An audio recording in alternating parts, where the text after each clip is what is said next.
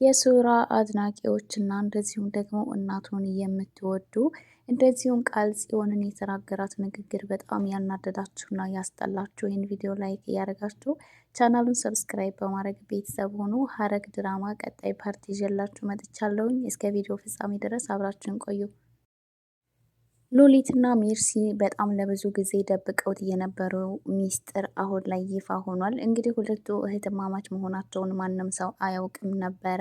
እንግዲህ ፂና ገነት ብዙ ጊዜ የሚያጠራጥር ነገር ቢያዩም ነገር ግን ሉሊትና ሜርሲ ደግሞ በጭራሽ እህትማማች አይደለንም በማለት እውነቱን ክደው ነበረ።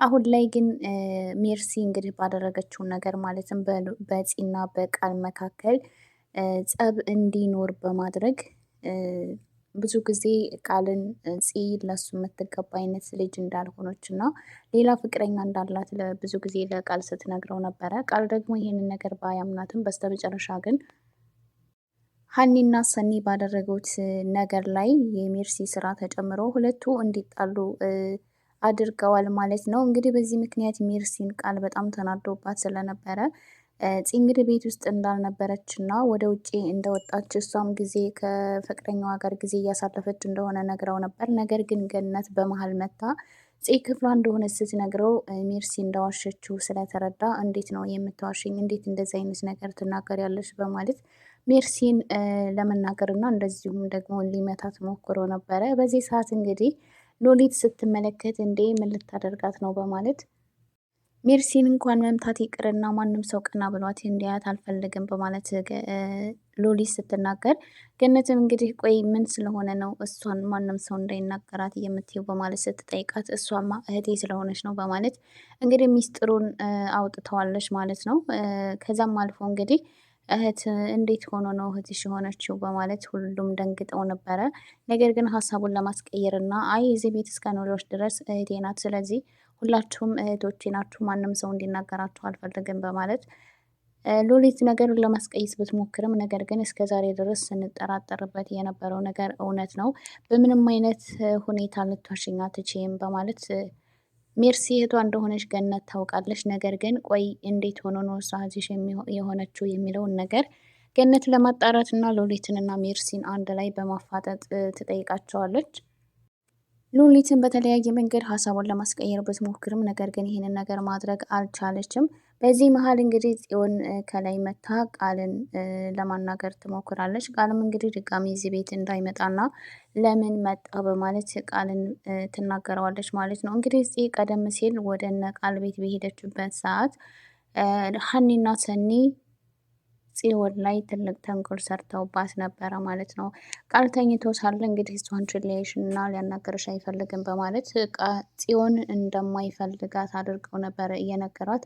በዚህ እንግዲህ ጽዮን በጣም ተናዳና ከፍቷት ነበረ ወደ ቤቷ የተመለሰችው። እንግዲህ ወደ ቤቷ በመጣችበት ሰዓት ስልክ ደውላ ቃልን እንደዚህ አይነት ሰው እንደሆን ካላውቅም ነበር በማለት ሰልባ ስልክ ስትዘጋበት ቃል ነገሩ በጣም ስላስደነገጠውና እንግዳ ነገር ስለሆነበት ወዲያውኑ ጽን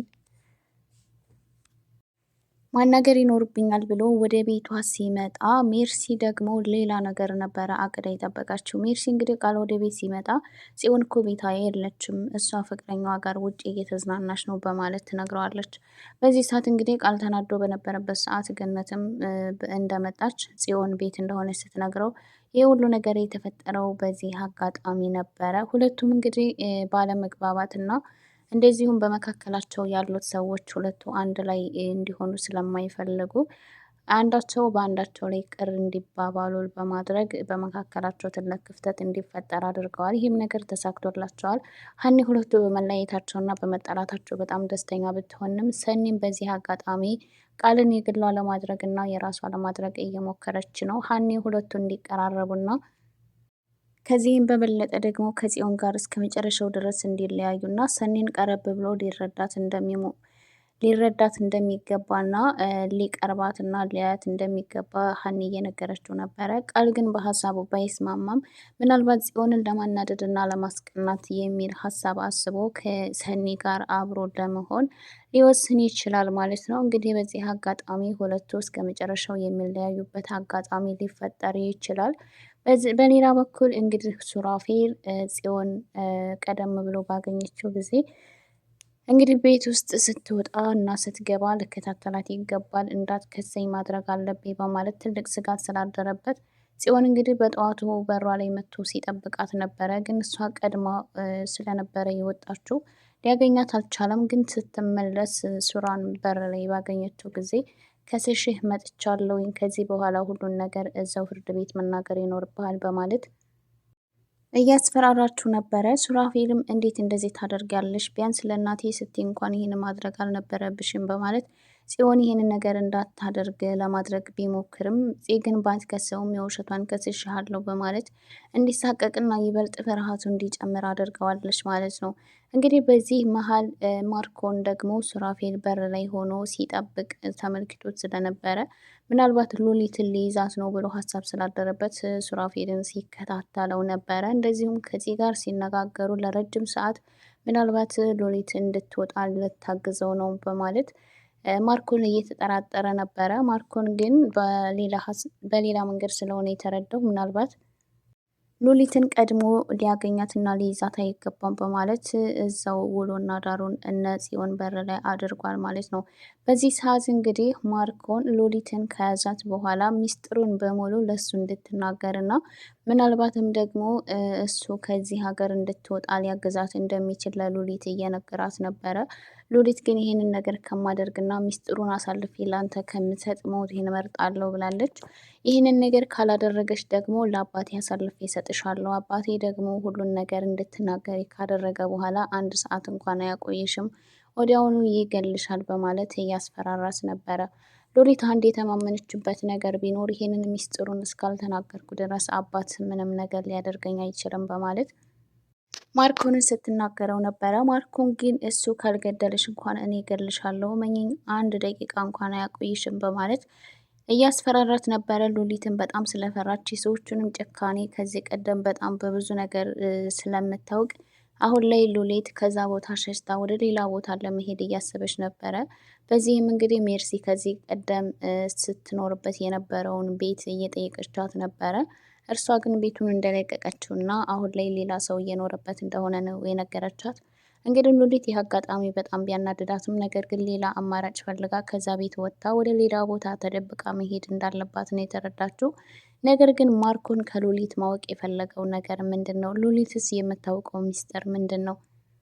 ሉሊትም እንግዲህ ይህንን ሚስጥር ማለትም እንግዲህ ማርኮን በአባቱ ላይ በጣም ብዙ ነገሮችን እንዳደረገና ማርኮን አባቱን እንደማይወደው እንደዚሁም ከአባቱ ተደብቆ በጣም ብዙ ወንጀሎችን እንደሚሰራ ታውቃለች።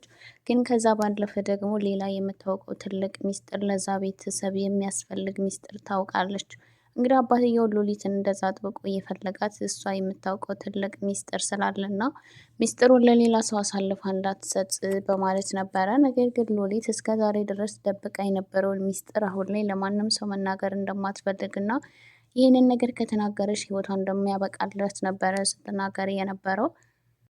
በሌላ በኩል እንግዲህ የሱራፌል እናት ደግሞ ባሏ ከቤት አመናጭቆ ከስወጣት በኋላ የሀብቱን ግማሹን እፈልጋለሁ በማለት ወደ ቤት ተመልሳ መጥታለች። እንግዲህ አባትየውም ደግሞ ይህንን ነገር እንዴት ልትጠይቅ ትችላለች የሚለው ነገር ስላሳሰበው ሁሉንም ነገር በፍርድ ቤት እንጨርሳለን፣ ነገር ግን አሁን ቤት የለቀሽልኝ እንድትወጪ ይፈልጋለሁ ብሎ ከቤት እንድትወጣ ነበር ያዘዛት። ማርኮን ግን በጣም ያበሳጨው እነሱ ማለትም ሴትየዋ ገንዘብ መጠየቋ በጣም አናዶታል። ከዚህ ቀደም ብዙ ጊዜ ከዛ ቤት ውስጥ እንዳይወጡና እንደዚሁም ደግሞ ፍቺ እንዳትጠይቅ ሲያደርግ እየነበረው ሀብቱን እንዳትካፈል በማለት ነበረ። ነገር ግን አሁን ላይ ሴትየዋ የዋዛ ስላልሆነች የዚህ ሀብት የሁሉም ሀብት ግማሹ ለእኔ ይገባኛል በማለት ጠይቃለች። እንግዲህ ማርኮንም የኔ እናት ያላገኘችውን እንዴት ነው አንቺ የምታገኘው በማለት ነበረ ሲናገራት የነበረው። እሷም እንግዲህ እናትህ የሌለውን ገንዘብ ከየት መጥቶ ትካፈላለች? ሁሉም ገንዘብ እኮ የመጣው እኔ እዚህ ቤት ከገባው ጊዜ ጀምሮ ነው በማለት ግማሽ ሀብቱ ለእሷ እንደሚገባ ነበረ እንግዲህ ሰውየው ማለትም አባትየው ሲናገርም የነበረው። ማርኮን ይሄ ነገር በጣም አባሳይቶታል። አሁን ላይ የሆነ ነገር ማድረግ እንዳለበት ነው እያሰበ ያለው፣ ወይም ደግሞ ሁለቱ እንዳይፋቱ ማድረግ እና አለዛም ደግሞ አባትየውን እስከ መጨረሻው ማስወገድ እንዳለበት ያስባል ማለት ነው። እንግዲህ ማርኮን እዛ ቤት ውስጥ የሚፈልገው ሙሉ ሀብቱን ምንም ሳይቀነስና ሳይጎድል እንዳለ ሙሉ ሀብቱን ለራሱ ማድረግ ስለሚፈልግ፣ ሴትየዋ ደግሞ ግማሽ ሀብቱን መጠየቋ በጣም አበሳጭቶታል። ስለዚህ ማርኮን በመካከላቸው የሆነ ነገር እንዲፈጠርና ይሄን ገንዘብ ለእሷ እንዳይሰጣት ማድረግ እንዳለበት ነው እቅድ እያወጣ የነበረው። ሱራፌልም አሁን ላይ እናቱን ለማኖር ከፍ ዝቅ እያለ ይገኛል። ከዚህ በኋላ ጽዮን ከከሰሰችኝ ለእናቴ ማንም የላትም በማለት ትልቅ ስጋት ቢኖርበትም ነገር ግን ደግሞ እውነቱን እንድትነግረውና የእውነት ከሰሽኛል ወይስ ደግሞ አልከሰሽኝም የሚለውን ነገር ለማወቅ በተደጋጋሚ ወደ ጽዮን ለማናገር ይመጣል ማለት ነው። ነገር ግን ጽዮን አዎ ነክስሽሃለሁኝ በቅርቡም ደግሞ የመጥሪያ ወረቀት ይመጣልሃል እያለች ነበረ እንዲፈራ እያደረገችው። አሁን ላይ ቃል በእልህ እና በጥላቻ ተነሳስቶ ከሲኒ ጋር አብሮ ከሆነ ቃልና ሱራፌል ደግሞ አንድ ላይ መሆን አለባቸው። ሱራፌል ጽዮን ላይ ያደረገው ነገር ሆን ብሎ እናውቆ ባይሆንም ነገር ግን እሱ ደግሞ መጥፎ ሰው ሳይሆን በጣም ጥሩና መልካም ለሰው አዛኝ የሆነ ልጅ ነው። ስለዚህ ለጽዮን ይገባታል። ልጃቸውንም አብረው ማሳደግ ይኖርባቸዋል ማለት ነው። ውድ የሐረግ ድራማ ተከታታዮች እንደዚሁም የሃይማኖት ቤተሰቦች ለዚህ ቻናል አዲስ የሆናችሁ ላይክ፣ ሰብስክራይብ በማድረግ ቤተሰብ ሆኖ ቤተሰብ የሆናችሁ ከልብ እናመሰግናለን።